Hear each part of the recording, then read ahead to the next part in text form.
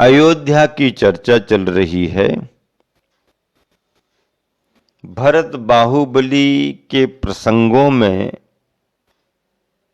दोनों आमने सामने हैं।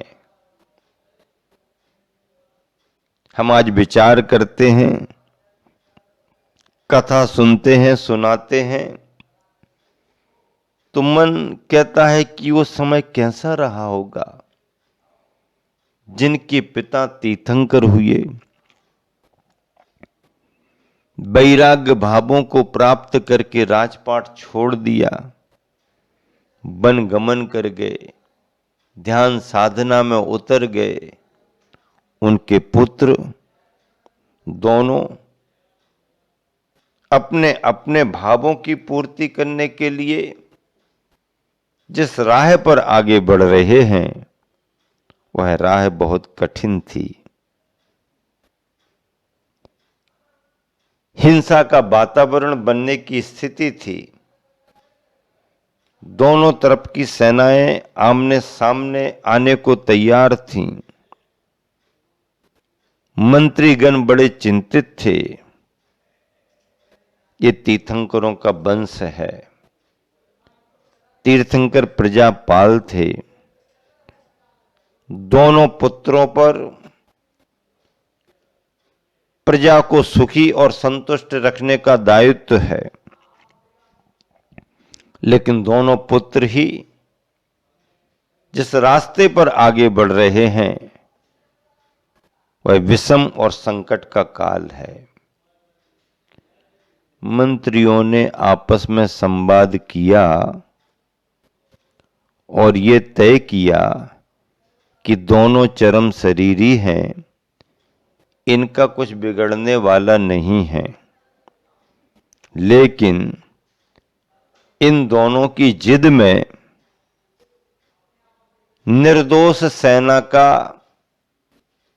व्यर्थ ही नरसंहार हो जाएगा। इसलिए सेना को बचाओ और हिंसा से बचो, इसका उपाय मंत्रियों ने खोज लिया। दोनों से निवेदन किया कि महाराज, हम सभी आप दोनों के आज्ञाकारी हैं। रही बात आपकी, तो आप दोनों ही ये तय कर लें कि इस धरती का असली सम्राट कौन है। 3 युद्ध निश्चित किए गए, जल युद्ध,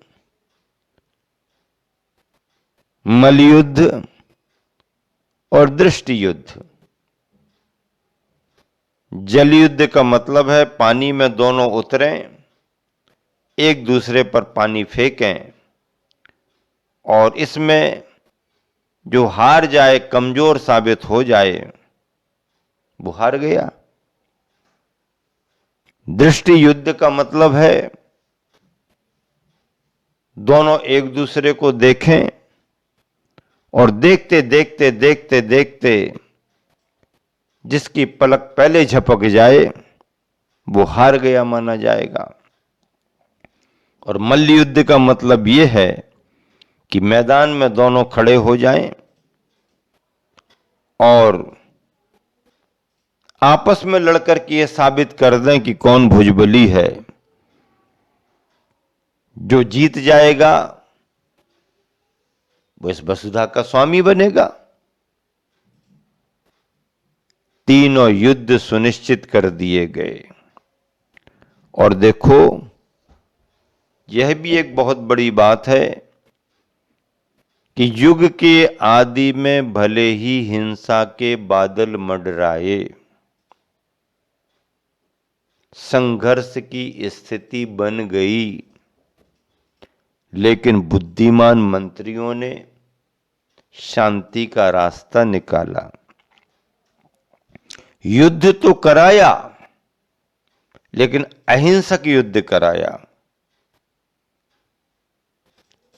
युद्ध तो कराया, लेकिन अहिंसक युद्ध के लिए प्रेरित किया। अहिंसक युद्ध में 3 युद्ध सुनिश्चित हुए, जल युद्ध, दृष्टि युद्ध और मल्ल युद्ध। दोनों तरफ मंत्रीगण खड़े हैं, दोनों तरफ निर्णायक गण खड़े हैं और देख रहे हैं कौन जीतता है, कौन हारता है। दोनों भाई पहले पानी में उतरे, गहरे तक गए और एक दूसरे पर पानी फेंकना शुरू किया। भरत जी बाहुबली पर पानी फेंक रहे हैं, बाहुबली पानी की बौछार झेल रहे हैं। बाहुबली भरत पर पानी फेंक रहे हैं, भरत असुविधा महसूस कर रहे हैं। इसका कारण क्या? इसका कारण यह हुआ कि बाहुबली शरीर की ऊंचाई में भरत से बड़े थे। भरत 500 धनुष की काया वाले थे, बाहुबली 525 धनुष की काया वाले थे। कम हाइट वाला अगर पानी को फेंके तो उसको ऊपर की ओर प्रयास करना पड़ता था, पानी की बौछार ऊपर तक पहुंचना कई बार कठिन होता। लेकिन ऊंचाई वाला अगर पानी को फेंके तो कम ऊंचाई वाला पानी की बौछार में दब जाता। ऐसा होने पर सभी ने जब ये देखा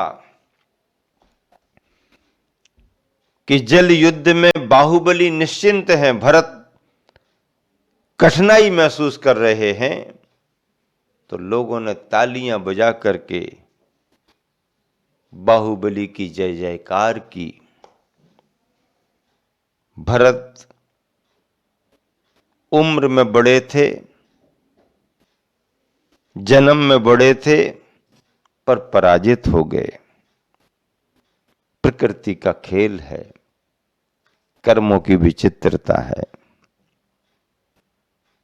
अगले क्रम में दृष्टि युद्ध शुरू हुआ। दोनों आमने सामने खड़े हुए, एक दूसरे को देखना है, देखते रहना है, कौन कितने समय तक अपलक एक दूसरे को निहार सकता है। बाहुबली की ऊंचाई ज्यादा होने से उन्हें नीचे देखने में सुविधा थी और भरत की हाइट कम होने के कारण उन्हें ऊपर देखना पड़ रहा था, इसलिए असुविधा महसूस हुई। परिणाम क्या निकला? बाहुबली अपलक खड़े रहे और भरत के पलक झपकने लगे। पुनः चारों ओर से बाहुबली के नाम की जय जयकार हुई और भरत दूसरे युद्ध में भी हार गए। अगला युद्ध मल्ल युद्ध था। दोनों भाई मैदान में खड़े हो जाते हैं और एक योद्धा दूसरे योद्धा को जैसे चुनौती देता है और पछाड़ने की कोशिश करता है, वह क्रम दोनों में शुरू हो गया। लोग देख रहे हैं। पहले युद्ध में भरत की हार हो गई, दूसरे युद्ध में भी भरत की हार हो गई, तीसरा युद्ध प्रारंभ है। दांव पैंच किए जा रहे हैं और ऊपर नीचे होते हुए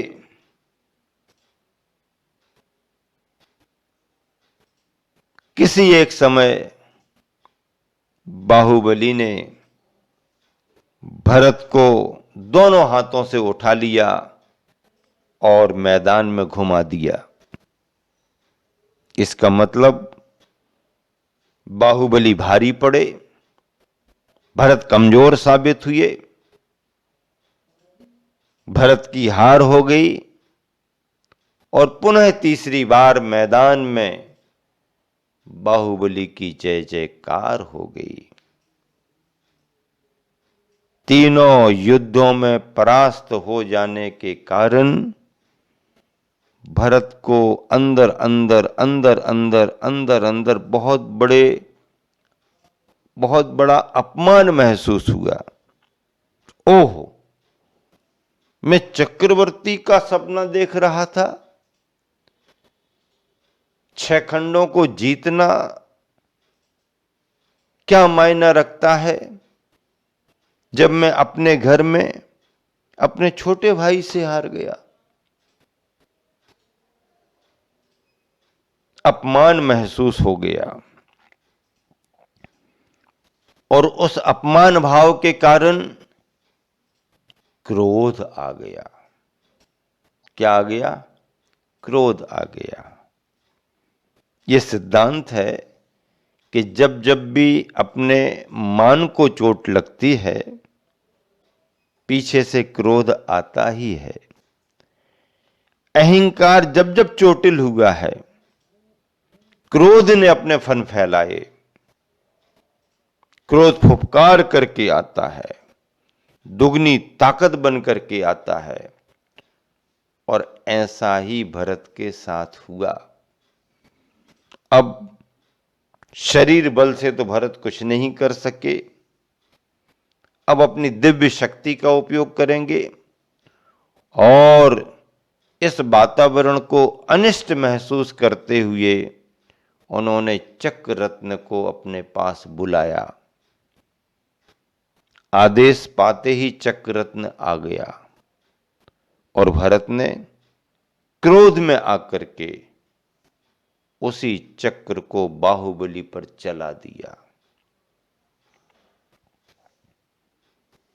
हाहाकार मच गया। चक्र को रोको, चक्र को रोको, चक्र को रोको, आवाजें आने लगी, लेकिन चक्र रुकने वाला नहीं था। चक्र अबाध गति से आगे बढ़ता गया। भरत क्रोध में थे। बाहुबली ने जब स्थिति देखी तो शांत भाव से खड़े हो गए। जो होगा सो देखा जाएगा, आने दो चक्ररत्न को। चक्ररत्न आगे बढ़ने का मतलब उसका सामना कोई नहीं कर सकता, सिवाय मौत के और दूसरा कोई परिणाम नहीं। मैदान में हाहाकार मच गया। बाहुबली का क्या होगा, बाहुबली का क्या होगा, बाहुबली का क्या होगा। लेकिन बंधुओं, पुण्य सबकी रक्षा करता है। भरत का अपनी जगह पुण्य था तो बाहुबली का अपनी जगह पुण्य था। भरत चक्रवर्ती सम्राट का पुण्य लेकर के आए थे तो बाहुबली कामदेव का पुण्य लेकर के आए थे। चक्ररत्न आगे बढ़ा और देखते क्या है, चक्ररत्न वहां तक पहुंचा। नियोग क्या था? नियोग ये था कि चक्र बाकी सभी का घात कर सकता है पर अपने कुल कुटुंब के किसी भी सदस्य का घात नहीं करता। फिर बाहुबली तो सगे भाई थे। भरत क्या सोच रहे थे? मेरा तो मेरा है ही, बाहुबली तेरा भी मेरा। भरत की विचारधारा क्या? मेरा तो मेरा है ही, बाहुबली तेरा भी मेरा। बाहुबली कह रहे हैं कि भैया तेरा तेरा, मेरा मेरा। लेकिन जब दीक्षा के वैराग्य के भाव आ गए तो बाहुबली सोचने लगे कि क्या बात है भरत, अगर तुम्हारी ऐसी भावना है ही तो तेरा है ही। भरत, तेरे को संतोष नहीं है तो लो संभालो, मेरा भी तेरा। क्या बात है। भरत की भावना क्या बनी? मेरा तो मेरा है ही बाहुबली, तेरा भी मेरा। बाहुबली ने कहा यह गलत है, तेरा तेरा मेरा मेरा ये सही है। और जब युद्ध हो गया, वैराग्य के भाव आ गए तो बाहुबली कहने लगे कि भैया तेरा तो तेरा है ही, संतोष नहीं है तो मेरा भी तेरा। और जब ध्यान में जाकर के खड़े हो गए, आत्मा का चिंतन करने लगे तो विचार करते हैं, अरे मैं क्या तेरा मेरा सोच रहा था, ये तो सब ना तेरा है और ना मेरा है, ना तेरा है ना मेरा है। चिड़िया रैन बसेरा है और सुबह शाम का डेरा है। ना तेरा है ना मेरा है, चिड़िया रैन बसेरा है, सुबह शाम का डेरा है। देखो कैसी भावनाएं आई, इन भावनाओं को समझो। सारे संसारी प्राणियों में ये भावनाएं हैं। मेरा तो मेरा है ही, तेरा भी मेरा। कितनी स्वार्थी भावना। लेकिन न्याय नीति की भावना, तेरा तेरा है मेरा मेरा है। परमार्थ की भावना, तेरा तो तेरा है ही, तेरे को संतोष नहीं है तो मेरा भी तेरा है। और ध्यान की अवस्था में बैठने पर साधक विचार करता है, अरे मैं क्या विचार कर रहा था, क्या चिंतन कर रहा था, ये तो न तेरा है न मेरा है, चिड़िया रैन बसेरा है, सुबह शाम का डेरा है। भरत और बाहुबली की भावनाओं का चित्रण इन्हीं पंक्तियों में किया जा रहा है। और ऐसे इस आख्यान को, व्याख्यान को सुनकर के हम सभी को इस अयोध्या नगरी की वास्तविकता, यहाँ के सम्राटों का स्वरूप, यहाँ के सम्राटों की अवस्था और आदिनाथ पुत्र भरत बाहुबली की व्याख्या, उनका जीवन दर्शन समझने की बड़ी ज़रूरत है। अगर हम महापुरुषों के इन कथानकों को ध्यान में रखते हैं तो अपना जीवन संयमित होता है, न्याय नीतिमय होता है और परमार्थ से जुड़ता है।